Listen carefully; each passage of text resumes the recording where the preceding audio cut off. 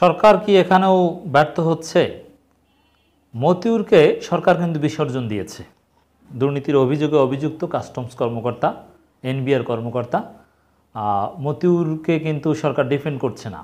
যদিও সরকারের লোকজনের পৃষ্ঠপোষকতাই মতিউর হয়ে উঠেছে এবং মতিউরের উত্থান থেকে শুরু করে মতিউরের বিকাশ সব কিছুর পেছনে এই সরকার দায়ী সন্দেহাতীতভাবে। কিন্তু সাংবাদিকদের কল্যাণে যেহেতু বিষয়টা ধরা পড়েছে, ছাগলের কল্যাণে যেহেতু বিষয়টা ধরা পড়েছে, সরকার মতিউরকে বিসর্জন দেওয়ার সিদ্ধান্তই নিয়েছে।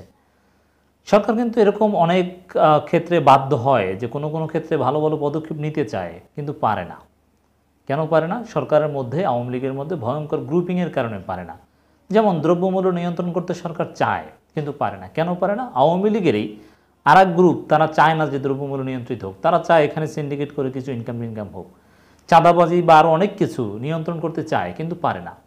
এখন এই যে পারে না, এটাও আবার এই যে ব্যর্থতা, এটাও আওয়ামী লীগেরই বা সরকারেরই ব্যর্থতা।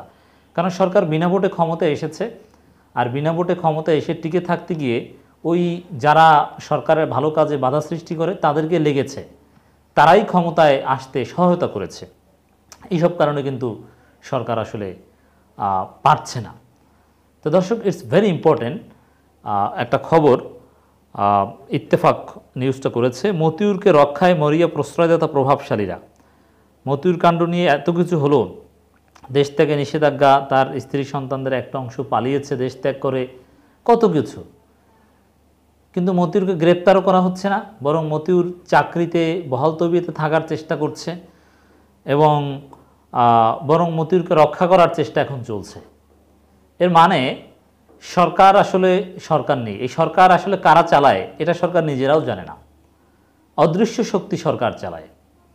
অনেক শক্তি আছে যাদেরকে আমরা চিনি না, পর্দার অন্তরাল থেকে অমুক এমপি মন্ত্রী কী বললো ওতে কিছুই আসে যায় না, আটকে দেয়, অনেক সিদ্ধান্ত আটকে দিতে পারে। It's true. এর মানে সরকার অনেক চাওয়া ইচ্ছা যেটা পূরণ হতে পারে না। সব কিছুর পেছনে দায়ী হচ্ছে ভোটারবিহীনভাবে জনগণের ভোটাধিকার হরণ করে, হত্যা করে ক্ষমতায় থাকার চেষ্টা বা ক্ষমতায় থেকেছে, এটাই মূল কারণ। আমরা একটু খবরটা দেখি। ছাগলকাণ্ডের মতিউর রহমানের সম্পদের ফিরিস্তি দেখলে অবাক হওয়ার মতো। সরকারি চাকরি করে কয়েক হাজার কোটি টাকার স্থাবর অস্থাবর সম্পদ তিনি নিজের নামে, 2 স্ত্রী 5 সন্তান ও আত্মীয়স্বজনের নামে করেছেন। কিন্তু এখনও তার বিরুদ্ধে কোনো ব্যবস্থা না নেওয়ার নেপথ্যে রয়েছে প্রভাবশালী প্রশ্রয়দাতাদের হাত। এই মতিউর যদি আওয়ামী প্রশ্রয়ে বেড়ে না উঠতেন, তিনি যদি বিএনপি জামাত হতেন, এতদিন তিনি জেলে থাকতেন, সহজ কথা।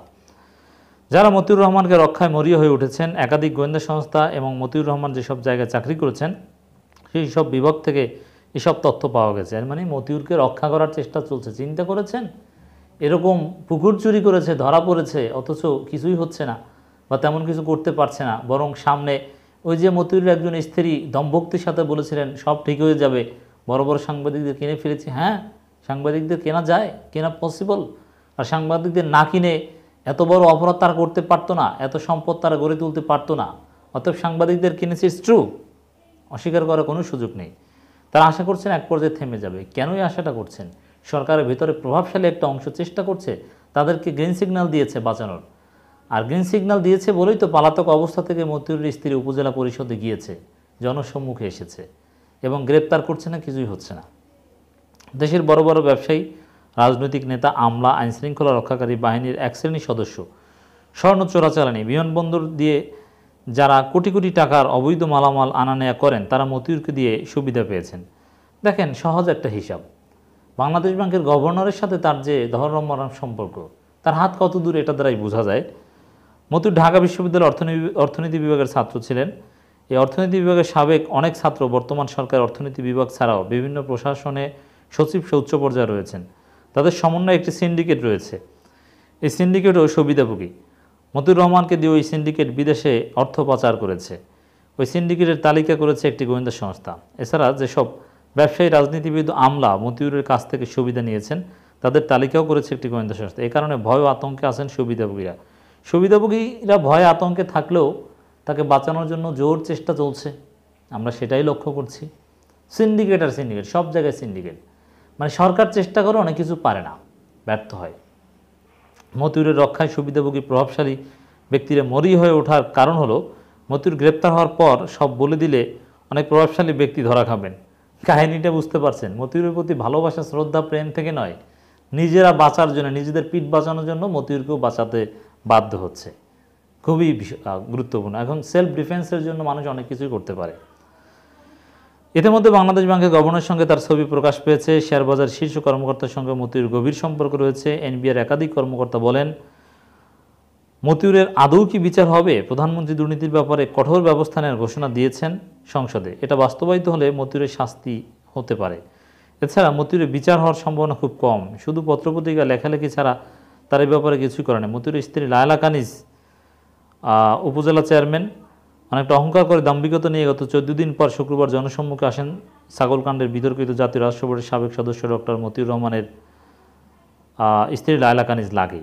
এর মানে আসলে বাঁচানো হবে বলে কোনো সিগন্যাল পেয়েছে বলেই লাকি জনসম্মুখে এসেছেন। এবং মতিউর বা তার স্ত্রীরা মনে করছেন যে মিডিয়া কিছুদিন শোরগোল করবে, এক পর্যায়ে থেমে যাবে, অথবা টাকা পয়সা দিয়ে থামিয়ে দেওয়া হবে, এই আশায় তারা বসে আছেন।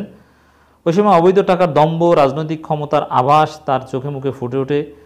গত শুক্রবার অফিস করার একদিন আগে ভৈরবের উজান ভাটি রেস্টুরেন্টে রায়পুরা ইউনিয়ন পরিষদের চেয়ারম্যান অনেক নেতাকর্মীর সঙ্গে তার বৈঠক হয়। সেখানে টাকার প্যাকেটও অনেককে দেওয়া হয়েছে বলে স্থানীয় লোকজন জানিয়েছে। এর পরদিন উনি সশস্ত্র পাহারা নিয়ে অফিসে প্রবেশ করেন। এর মানে তাকে সশস্ত্র অস্ত্রসহ পাহারা দেওয়ার মতো অনেক লোক আছে, বুঝতে পেরেছেন? এবং টাকা পয়সা দিয়ে বিভিন্ন ইউনিয়ন পরিষদ বা অমুক মাস্তান যারা আছে সবাইকে ম্যানেজ করার চেষ্টা করছেন। কিন্তু সাংবাদিকরা সোচ্চার থাকলে, এটা যদি অফ টপিক যাতে না হয়ে যায় এই বিষয়ে নজর রাখলে, এই জন্য আমরা আলোচনাগুলো করছি, মতিউরদের শাস্তি হবে ইনশাল্লাহ। এরপর দিন উনি সশস্ত্র পাহারা নিয়ে অফিসে প্রবেশ করেন। চিন্তা করছেন? তবে অফিসে সাংবাদিক প্রবেশ নিষেধ করে দেন। অফিস শেষে গাড়িতে ওঠার সময় অপেক্ষমান কয়েকজন সাংবাদিক বলেন, আপনাদের বড় বড় সাংবাদিকদের ম্যানেজ করে ফেলেছি, তারা এই কথা ফেসবুকে ভাইরাল হয়ে গেছে। যাই হোক, এখন তার বোঝা উচিত এই লোকগুলো তো অনেকটা স্টুপিড টাইপের। একদিকে দুর্নীতি, চুরি, বাটপারি করতে খুব স্মার্ট, আবার কিছু কিছু দিকে এদের স্টুপিডিটি আছে। তা কখন কি বলতে হয় এরকম বললেও যে সেটা ভাইরাল হয়ে যাবে অতদূর হয়তো বুঝতে পারেনি। আর এটা তার জন্য একটা কাল হয়ে দাঁড়াতে পারে। অনেকে হজে গেছেন মতিউরের টাকায়। রাষ্ট্রের গুরুত্বপূর্ণ কর্মকর্তারা মতিউর থেকে উপকৃত হয়েছেন। 111-এ মতিউর এনবিআর থাকা অবস্থায় রাষ্ট্রের সর্বোচ্চ পর্যায় থেকে মতিউরকে না সরানোর তদবির করা হয়। এ থেকে বোঝা যায় মতিউরের হাত কত বড়। 111 সরকার তো আওয়ামী লীগের সৃষ্টি, আওয়ামী লীগ নিজেরাই সেলিব্রেট করেছে এবং তাদের অর্জন, তাদের আন্দোলনের ফসল হিসেবে তারা ক্রেডিট নিয়েছে। আর আওয়ামী লীগের সময় তার মূল টাকা পয়সা যত দুর্নীতি এগুলো সব আওয়ামী আমলে করেছে। তিনি বড় কর্মকর্তা কিন্তু হয়েছেন আওয়ামী আমলে, এটা মনে রাখতে হবে। এমন কোনো বিভাগ নেই যেখানকার এক শ্রেণীর কর্মকর্তারা মতিউরের কাছ থেকে সুবিধা পাননি। তার ব্যাপারে একজন ক্ষমতাধর আমলা রয়েছেন, বর্তমান তিনিও ক্ষমতায় আছেন। ওই আমলা তার অনেক উপকৃত হয়েছেন, ওই ধরনের অনেক আমলা রয়েছেন। এখন তারা যাতে ধরা না পড়েন এই কারণে মতিউরকে রক্ষা করার চেষ্টা করছে। অনেকটা কৌতুকের সুরে এনবিআরের একজন কর্মকর্তা বলেন, জামাইয়ের কিছু হলে শ্বশুরের গায়ে কাপড় থাকবে না, অর্থাৎ মতিউর সব প্রকাশ করে দিলে অনেকেই রক্ষা পাবে না। তবে মতিউর দুর্নীতির বিষয়টি নিয়ে সব মহল আলোচনা চলছে।